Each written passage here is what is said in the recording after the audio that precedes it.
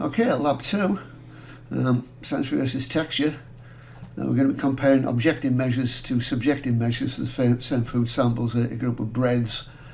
Obviously, objective measures using things like texture analyzer, repeatable and pretty reproducible. Subjective measures perhaps a little less so, though maybe they're mapped a little better in some cases onto consumer perceptions. The objective measures are quite fast. Relatively cheap to run once you've got the texture analyzers, which aren't cheap. Subjective measures, as we've discussed a few times, are quite more time consuming, certainly for companies, more expensive because they've got to bring people in, we've got our facilities. Luckily, of course, we have all these in the food lab. So the method overall is based on this paper, which I'll post in Blackboard. They looked at a range of things and compared them to texture analysis, for example. We're just going to be looking at hardness. If you're interested in the wider sort of issues around this, have a read of the paper. Yeah, so the texture analysis we used, as you might expect, to measure the texture, but also we'll be doing some sensory, which will be blindfold. You'll be doing a blindfold taste test. So you might want to think about why we would do a blindfold taste test, what are the reasons why we would need to do this. This is the overall process. We'll score the breads on subjective hardness, the sensory test. We'll measure objective hardness, and we'll correlate the results in Excel by this spreadsheet.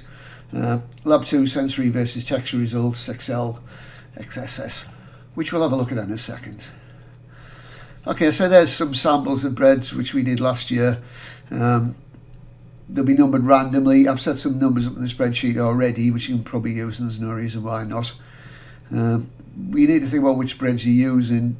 We used a brioche last year, and that was okay, I think, but tiger bread was actually the problem because it's very crusty, so there's certain things we need to do, which is remove the crust. Make sure we have samples of a consistent size and a consistent thickness. So we'll divide them into two groups, each taking half of the bread to run the sensory, running the test against the other half, then moving on to do the texture, then reversing the process. So while the first group is preparing for the sensory analysis, the second group can be starting the texture.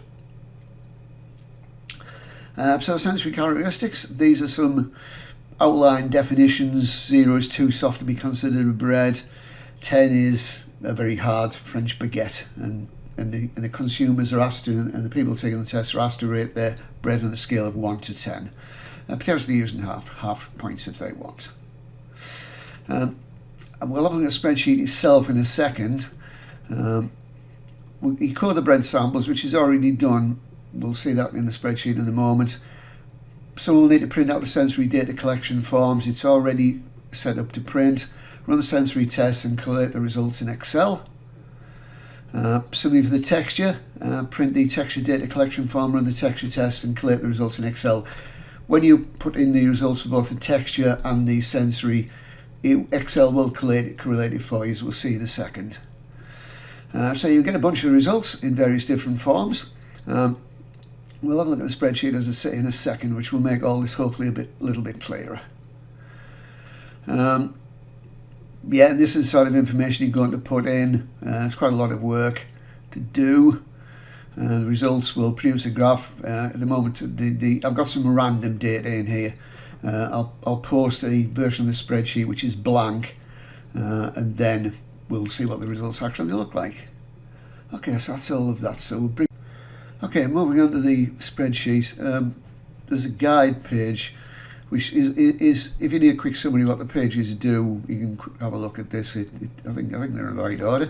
If not, I'm sure you'll figure it out. Okay, so the first thing we do is record the names of the breads and codes. Now at the moment, the breads just have generic names. When you replace them with the name of the bread, this will propagate across the spreadsheet, so all of the other places where the bread name appears will change.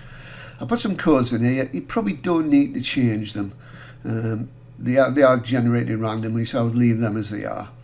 Again, it would propagate across the other workbooks, so if you really feel you need to, but I don't think you need to be honest. Right, okay, so next is the data collection form for sensory. Now we're going to need to print some of these out. The technicians will print them out beforehand. It's already set up to print. So for example, if you go to File, Print, you'll see that is there. It's already done. Go back to home. Beg your pardon, go back to there. It's got the bread sample codes, and the users will put in the code for the texture, perceived texture. It'll collect the results, do some basic analysis, do a couple of graphs. Again, wherever you see anything in red, it's already coming from the page where we inserted this information, so you don't need to change this. Now I'll put some random results in here. I'll produce a version of this which is blank of data. I just made them up, so they are just not real results. Okay, data collection for texture. So again, that area there will print out when you go to print.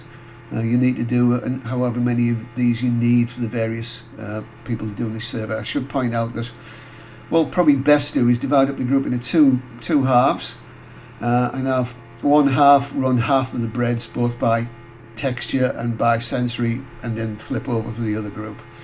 So everyone has experienced both taking part in and running the sensory and also running the texture analysis. You put them in there. Now it's got a lot of results in already, which will be replaced by your results.